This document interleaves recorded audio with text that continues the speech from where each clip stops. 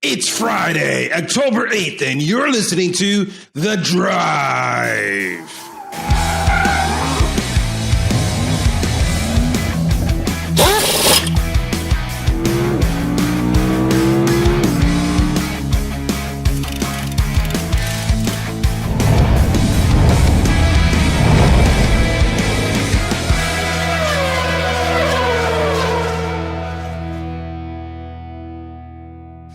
Okay, Ollie, my friend, everybody wonders who's going to be the guest of Daryl. And it's always a mad scramble when we record this show because sometimes we have regulars and sometimes we have like what happened today where we have technical issues. And Ollie is stepping in because Catherine's Dell PC, I'm putting it out there, her Dell notebook has been a cranky piece of crud and she is no longer able to attend today because it is acting up. So we said, let's go to the bullpen. Who do we have that we can pull on last minute who doesn't suck? And when we didn't find anybody, we went to Ollie. So there you go. Ollie, my friend, welcome to the show. At least you didn't call me Jack this week.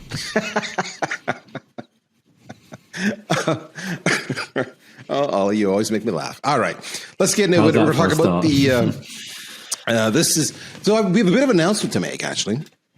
We have a bit of an announcement, which is at the end of the month of October, the end of this month, the Drive is being retired. It's going to make its final drive home. So with that, we ask you to enjoy these last few commutes with us. And thank you just for hanging out with us nonstop. So let's get into that. The road ahead. The road ahead. We mentioned this last week. We'll bring it up again this week. We're very excited about the B2B Marketing Expo coming up in London, November 16th to 17th. It'll be at the Excel Center, and that is Europe's leading marketing event. Now, it says marketing, but they've got marketing content. They've got sales content there. They've got communications content there. I mean, it's everything all about talking to your prospects. So check it out at b2bmarketingexpo.co.uk. If you're in the United Kingdom, if you're in Europe, if you're dying to leave wherever it is you are in North America and visit a nice, fine country where it rains and it's overcast most of the time, but they serve great beer, then go to London. Ollie, if I recall, you owe me a beer or two and a large steak dinner. Will you have your not your euros because you're no longer part of that? We fixed that years ago. Will you have your pounds and your shillings and your pence already? I sound like such a noob, don't I? When I don't even know how to talk about UK currency. Yeah.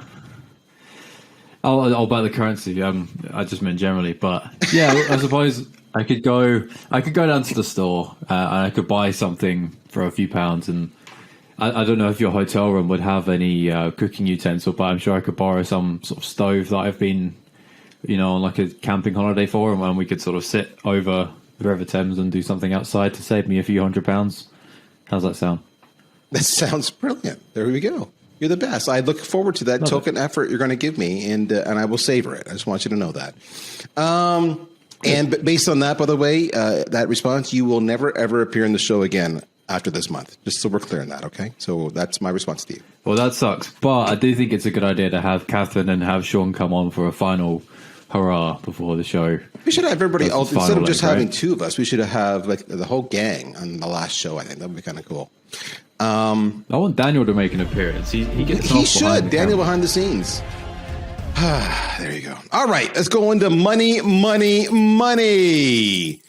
First up is my good friend, Alex Ollie. I love Alex. He's great. Alex is, he's the CEO, he's the president, he's the founder. I know that. Maybe he's the co-founder, I'm not sure, of ReachDesk. ReachDesk just closed a Series B for $43 million. That's freaking incredible.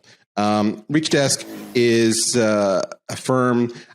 People hate when I do this because I know I hate when it's done to me, but sometimes it's just what you got to do. Who else would share the category with you? Notice I didn't say who competes with you. Who would share the category with you? And they would have play the same space as a Sendoso or an Alice or a PFL or maybe a Postal.io. So this is pretty exciting. That's a big ass round for a company that really isn't all that old. What about you, Ollie? What do you think of Alex's accomplishment here? Yeah, really good. I met him probably 8-9 months ago. He was one of the first guests on our podcast that we launched for Close, but he told me about how the company started, literally walking around trade show floors back when you could, although now you were slightly able to again. But he would walk around and just speak to everyone, every vendor, walk up and, oh, hey, how do you do this? Or what about this idea? Because the approach of gifting, or however the vendors want to call it, maybe they don't say gifting, but I think you know what I mean. That was pretty novel a couple of years ago even, so that he says. So it's good to see. And from all accounts, it seems like they've grown super fast, which is good. That's always a good sign. And that category, as we said, lots of rounds, even in the past week, 2 weeks in that space. Exciting. You couldn't happen to a nicer guy. I quite like him. He's a great guy, and kudos to the company. And then that's huge. So check him out, folks. If you're looking for a gifting vendor, you don't have to use the same old. Reach out to ReachDesk. They're ironically that reach out to ReachDesk. I'm curious. Do you know what the origins are on the name ReachDesk? I don't know. I can guess. That's the desk you go to reach out to your prospects. I don't know, but I'm just totally guessing. I'm assuming it's something to that effect. Yeah, I can't think of anything more imaginative, so it's probably that. Instead of the help desk, you've got the reach desk. Check them out. That's cool. Series B, 43 million.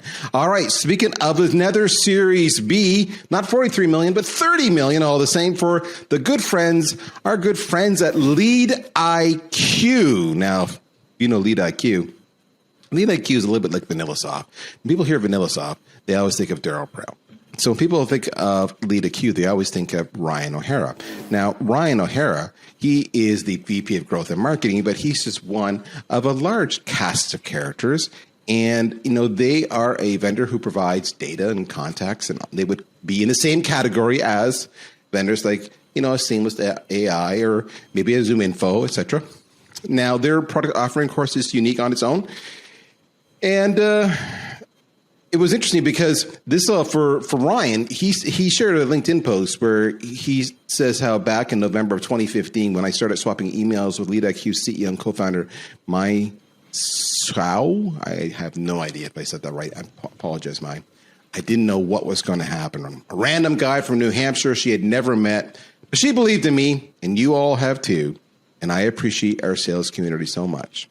At the beginning, we didn't have many customers. We didn't know exactly why people were going to buy LeadIQ, but we knew one thing. That was that prospecting can change people's lives. So he goes on just to say how this is phenomenal. He has a wonderful video where he's dressed to the nines on a beautiful pasture on top of a little hill, very green. It's almost got a bit of an Irish feel to it, I think. And he's got some pretty good company he's hanging out with. Cathay Innovation, Alumni Ventures, Draper Associates. So good for them. $30 million. What do you think is going to happen with that money? Do you think possible that it's going to go into growing their sales and marketing and furthering the development of their technology? Now, I've not read a press release. That's just my guess because that's what everybody literally says. Yeah, that's got to be a first for everything, isn't it? Yeah, I know them pretty well. I've used LeadIQ. Good platform. We've probably all used most of the vendors in that same space. There's never that much between them, so it's interesting how they grow at slightly different paces. But someone's done a good job in marketing when you can point to certain things that they've done even years ago, and I can do that with some of Ryan's stuff that he's done. There's some videos. They even did a rap song a couple of years ago, which was sort of a parody on how reps do sort of spam blasting emails, that type of stuff. If I can remember that was probably 3 years ago. He did pretty good, but I know they're looking to go a bit more upstream, a bit more mid-market enterprise. So presumably, and I know they just hired a product marketer. That's always a good sign. Former product marketer myself, that's a good sign. Yeah, I'm excited for them. It's good. I wonder if they're going to get their Series C sooner than the gap between their A to B. Because I recall that was quite a while ago, but we'll see. All right. And if that's not enough in the whole data contacts game, that carries on. LeadGenius just announced a $2.5 million investment facility. And that's coming from I never know how to pronounce this. It's Timia, Timia, Timia. I don't know, but they're big capital to assist with company growth. So this is, I guess if I said this right, this is their first round of investment since their 2017 Series B. And not unlike what LeadIQ is doing, Ollie, this one is it's to further their shift from startups to enterprise sales companies. So that's what they are, LeadGenius. You can check them out at leadgenius.com. Was interesting, though. I did a search on LeadGenius in news. And ironically, when I did the search, LeadGenius didn't come up anywhere. And now when I did a search for just LeadGenius, they did come up in Google results. That was always interesting. Second part was I couldn't actually find a news release. Now they may have one, but we found an announcement from Timia Capital, but there's no actual news release on their site.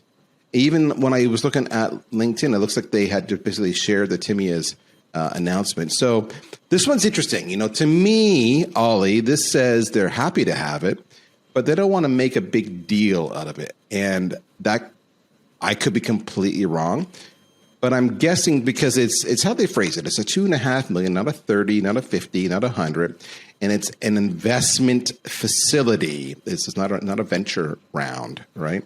So is that a warning sign? Are they in trouble, or is this just opportunistic? I don't know. What are your thoughts, my friend? I'm glad that you said that. I was curious I haven't actually heard that phrase before, facility investment or yeah, that's a new one to me. And the size of it, yeah, when you see they've had a Series B a couple of years ago, you think 2.5 Series B. We've just heard 43 and 30, so it doesn't quite stack up. I've heard of a couple companies, and I won't name them, of late where they're struggling and they need to go public, they need to get another round, they need to do something quick to keep going. And it's amazing to me how everything's so glorified. It's, everything's a raw, big success. We've raised this huge number. We're doing so well. We're going to grow this phenomenal amount. But you never, ever hear, for obvious reasons, things are going really badly. We need this round. But it's interesting sometimes the signs that you can pick up on. Maybe that's not the case here. Might not be. We don't know. But it is. It's rare that you see things like this. Yeah, and what it does do is it points back to the importance of how you message and how you go, public with your messaging and the reaction to people. And sometimes you can get as much or more out of what companies don't say versus out of what they do say. So either way, check out LeadGenius. By the way, genius, because I see so many people spell this wrong. It's Genius, all right? In other words, you need to be a genius to spell genius. I'm just putting it out there. All right, let's move it along to corporate affairs. Okay, my friend, I'm going to let you head up this first conversation. I'll set the stage for you. Gong.io. Full disclosure, we have recently become Gong customers. And I'm going to read the folks here, the show notes that we have, of course, that guide our conversations that we want to say with you. And Ollie is he is the person who pulls this together every week. He gets lots of little tidbits himself. And then he has people like me sending him long, verbose emails where I say, this is interesting. And he has to sift through it and figure out what the hell I was talking about. I love Ollie's comments quite often in his show notes. His comment here is, it's not very enterprisey. So, Ollie, talk to me about the rebrand on their website. Yeah, I hate to just rag on people, but I'm lying if I say I like it. And it's not for me to like it. It's a rebrand. You make of it what you will. But I find it weird. They're growing. They're so big. They're obviously getting a lot of enterprise deals. So you position yourself that way, right?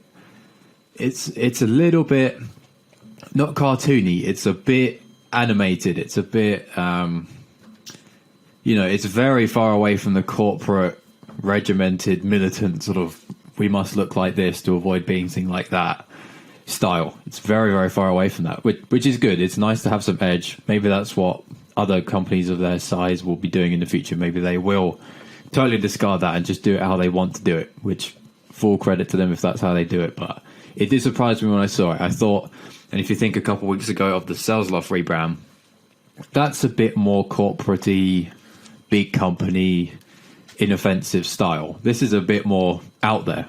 So yeah, when I saw it, I'll confess, I'm a bit like, wow, okay, not what I was thinking. But what do you think? The word not very enterprisey, does that come to mind when you look at it?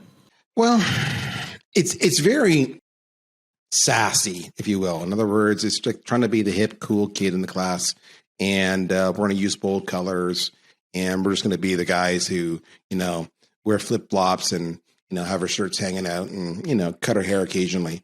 I sound like an old man saying that. I know I do, but that's the vibe. That is the SaaS playbook. It truly, truly is. So this comes across sounding like that to me. That's the first part. My first reaction was, it was interesting. I give them credit for messaging that is, they use a lot of neutral white space, etc., so that you can actually see their messaging. So it's not convoluted in that regard, which is well done. But when I looked on their homepage, my first reaction as a marketer looking at it is I'm like, okay, so let me see. They've got a Caucasian woman at the top, and they have a Caucasian man at the bottom, one of their case studies, and that's their homepage. And I'm going, okay, well, that is not very reflective of the diverse workforce that I'm sure they're selling into. So to me, that was a massive oversight, because high tech is nothing if not diverse. And it's going to be high tech SaaS companies that are going to be buying this product. So that was my first reaction.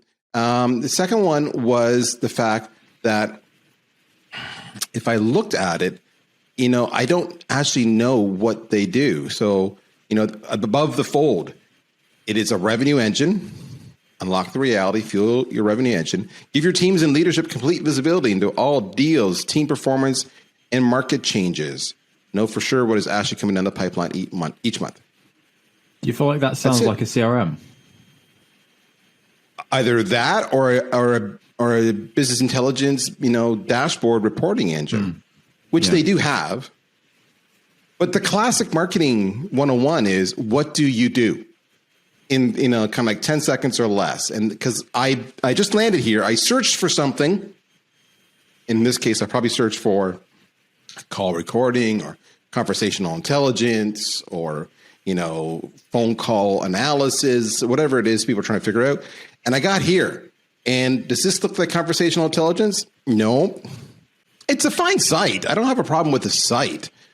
There's a lot of messaging here. I find they are relying upon you knowing who the hell Gong is. So if you don't know who Gong is and you're just new to the space, then you won't know what the hell they do looking at this site unless you drill down. And most of the people will bounce. That's me speaking as a marketer. Yeah, I can't argue with that at all. Yeah. Moving on. In the news of corporate affairs, not raising money, but instead the acquisitions continue. 6th Sense announced the acquisition of Slintel. Slintel, if you don't know them, they would claim to be, and it doesn't matter which company I talk about, any company I talk about is going to be the leading provider. Just so you know, it's like you have to do it. Slintel, the leading provider of business-driven technographic data, buyer and market insights, and modern business contact data. So I think this is a brilliant move by 6th Sense. Slintel's been on my radar for a long time. They're a good company. They're not an old company. And they're very specific, right? Technographic and buyer insights. So intent is really what it comes down to. So if you're like a 6th Sense, most of these ABM vendors, Terminus, Demandbase, et cetera, 6th Sense, they all rely upon third-party intent data for the most part, like a Bombora. So now they're getting more of that in-house. It's their own stuff. It's the whole data. You're seeing the ABM reach out and realize the importance of data, which means it won't be long before 6th Sense, Terminus, Demandbase are bumping heads with the ZoomInfos of the world. It's just inevitable. Again, that alpha platform play that Gartner's talking about as they do all the roll-up. I think this is a brilliant move. I think this is just a freaking brilliant move by them. What do you think? Yeah, Slintel is a company I've known by name, but not known what they do. It's one of those that you hear about all the time, but when you look at it, just makes all the sense in the world, doesn't it? More data into a data platform. Who's going to complain at that? Anyone would tell you that's good logic. And in fact, the next story as well kind of looks similar in a sense for Terminus as well. So if they're doing it and the other big one in the space is doing it, it can't be that bad of an idea, can it? Well, so that's just it. So let's move on to that next story. So on a continued data play with an ABM theme, Terminus recently announced that they've acquired another company. Their fifth, in fact, and that's Xylotech. Terminus has been on a buying spree the last 2 years. It's been crazy. So Xylotech is a customer data platform, right? And if you know anything about CDP, which is all the rage. In fact, I was talking to the folks at the MarTech conference, and they said one of their biggest sessions was a session on customer data platforms. A customer data platform, and I'm not an expert on what a customer data platform, but the gist is it's basically a technology that allows you to bring all your various data sources into one common data source. You can have clean data and you can move data back and forth. You can think of it as middleware. That's really a secondary benefit of it. Now, why would that matter to them? So with them, data quality and cleanliness, like both account and contact data, is massive. So the second thing is, this is their fifth acquisition. So now they got 5 products they got to roll into a single integrated platform. So they, in fact, essentially need their own data platform to both bring all these pieces together as well as provide an infrastructure play internally for their platform for future acquisitions. And as you look at the rollout of marketing automation and CRM systems and sales engagement systems and ABM platforms and every single organization, you know, the whole integration thing becomes one of the driving factors about why you versus anybody else. Some people, we do this, rely upon a CRM like Salesforce.com. As long as all of our platforms roll into that, then we can use that as effectively our data platform, our one vision of the truth. But that comes at a lot of work and a lot of effort, and you're hoping that everybody's integration works the same way, and they never do. Do you support custom objects in Salesforce.com, or do you not support custom objects in Salesforce.com? That's your first issue you're going to run into every single time. So by having a data platform, a lot of that problem goes away. I think this is a brilliant move. This is a oh my God, we have a mess here move. We need to fix this, but it also works well with our clients. So I think this is a fantastic move. Again, a data play, not the intent data. Terminus does have third-party intent data from vendors like Bombora, but don't be shocked if you see them do a similar play like 6 Sense just did. But the CDP, I think it's great. Thoughts on that? You know what? We have to interview if they have a COO or whoever the sales leader, the operations leader, that person in the past 2 years, if they've been that same person in the same role. All of the goings on, all of the changes, 5 comings and goings. Wow. That's very fast. You have to assume that they drink a lot at this point in time. Yeah. You did man. What? You acquired another company? I heard, what was it? Ben Horowitz, who wrote the book, The Hard Thing About Hard Things. I'm paraphrasing, this may not be accurate, but at one point they acquired a company a month, I think, for about a year. That's just obscene. Like, imagine how much work that would be. You know, we acquired AutoClose a year ago. Does not feel like a year ago, does it? And this is 5 in 2 years. Wow. No, wild. That's it.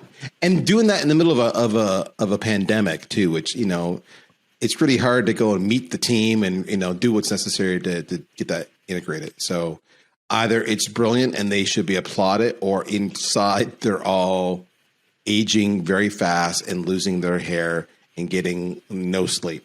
Either way, it's exciting times to rush. It's going to be like that. Every company is a dumpster fire inside of it in some way or another, right? They're so true. So true. All right. ZoomInfo. Speaking of data vendors, ZoomInfo. I'm going to paraphrase Ollie here. They got a new house. Got a new house? What? Talk to me, Ollie. What is this new house they got?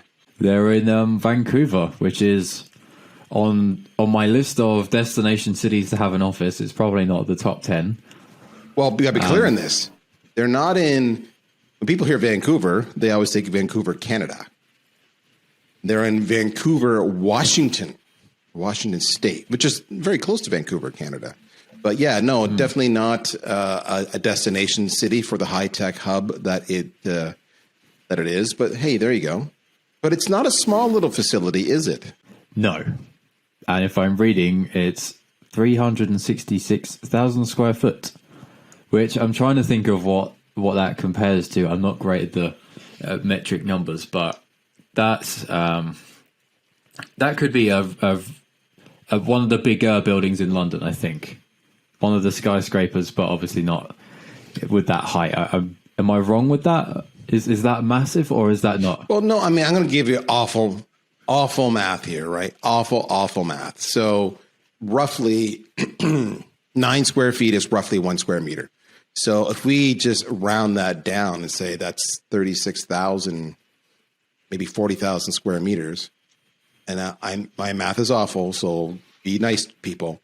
That's still a big ass place, and I love how they say it.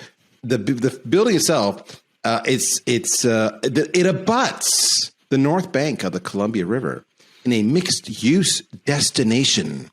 In other words, not their building. Their building's not mixed use, but where their building is, there's mixed use, including dining, shopping, and entertainment. Which, candidly, if you work there, that's kind of cool, right? You got lots of places to go. So it abuts the North Bank. I'm not sure what that means, but okay, I'm glad that it does. Well, I'm going to guess there's a river. Could be. And I'm going to guess that they're on the north side. It's riverfront. You're a smart man. I can see. English language, good. I know. All right. We're going to go to Ollie's rant. Ollie. Now, we open up the show by saying Ollie has jumped in here because Catherine's Dell computer has let her down. So this is going to be an interesting one because Ollie's going to give us a rant that he has pre-recorded. And then we're going to ask Ollie his thoughts on his rant. So that's kind of meta, I think, don't you? Let's not waste any time. Daniel, my friend, roll the tape. Hey everyone, Ollie here with the rant on the drive this week. I want to share something that I've just found with you. I don't know if you guys use Gmail or G Suite for your emails and calendar, but I do. And they've got this new feature, may not be that new, but it tells you about how you're spending your time, what events are on your calendar, and how much time per day, and with how many people you're spending your time. So I'm looking at my past couple of weeks. I'm spending quite a lot of time in one-to-ones and in meetings where there's above 4 or 5 people in the call. And that doesn't surprise me. I know what my week normally looks like. And of course, there's peaks and troughs in how many calls I have sometimes. This week, I haven't had quite as many. A couple of weeks ago, I counted 35 phone calls in a week, which was chaos for me. But anyways, we as managers, I think it's important to think about this. How do we manage our time? And I bet every single one of us thinking about this now. There are calls on our calendar that we don't need to go to. So I'm curious for you guys, Darren and Catherine, which ones on your diary, if you had to kill anything, would you cut for the sake of your productivity, for the sake of getting that extra work done, for the sake of your to-do list? What's that maybe one phone call as a manager that you would cut? What do you think? Okay. That was an interesting rant, my friend. I give you credit. I had seen that. I do use Gmail constantly. I also use a mail client. On my Mac, I like to use Spark Mail, just saying. But I'm stupid. I have Spark Mail open plus Gmail. Because sometimes, those clients, you just need to. And so I had seen that. And when I saw the rant and I listened to the rant, I went and opened up the actual time insights. And I was laughing because what I noticed was how my time in meetings got progressively more and more as the end of Q3 came upon us, and then has already dropped significantly at the start of Q4, which is exactly what I've expected. My number one people I meet with on a regular basis, folks, Catherine Robles. That's right, Catherine, Director of Sales. I wouldn't be a good CRO if I didn't make sure sales were happening, and Catherine keeps me in line. What do I think about this? I think this is good. Your question for me, and Catherine, if she was here, was, is there one thing I would do less to manage my time? Did I get your question right? Yeah, when I looked at my diary in full transparency, a lot of them are the recurring things, like we all have a Monday check-in and so on. And it just stood out. There are certain days where I'm far more stuck in a meeting than I am on other days. And I just thought, we probably all sit in some meetings we really shouldn't be in. or they don't need to be a meeting. How many times have I heard someone say, this should have been a video, but no one ever sends a video anyway? Stuff like that. So I'm wondering, is there an obvious hole in your schedule where you think, maybe next week I'll send a video, or not? So for me, having been around the block a decade or two or three, shush, kid, I have gotten fairly adept at calendar management because I recognize the destructive impact it has on me and my well-being if I am simply spending all day long going from meeting to meeting to meeting and having no time to do anything for myself and my own obligations, unless it's very, very early in the morning or very, very late at night. And so I routinely coach my team on calendar management, including time blocking, including delegation. Many people have the need to have control because they think that's their role. And you can delegate a lot of stuff away if you're a manager to your staff, because if you don't delegate it, they'll never learn. And then all you end up doing is working harder because they don't evolve and make you a better person. So I do find I go in cycles where I have, like I just referenced, end of a period, end of the month, end of the quarter. My calendar fills up a lot faster as I really emphasize and make sure I'm micromanaging people because, hey, that's good to do.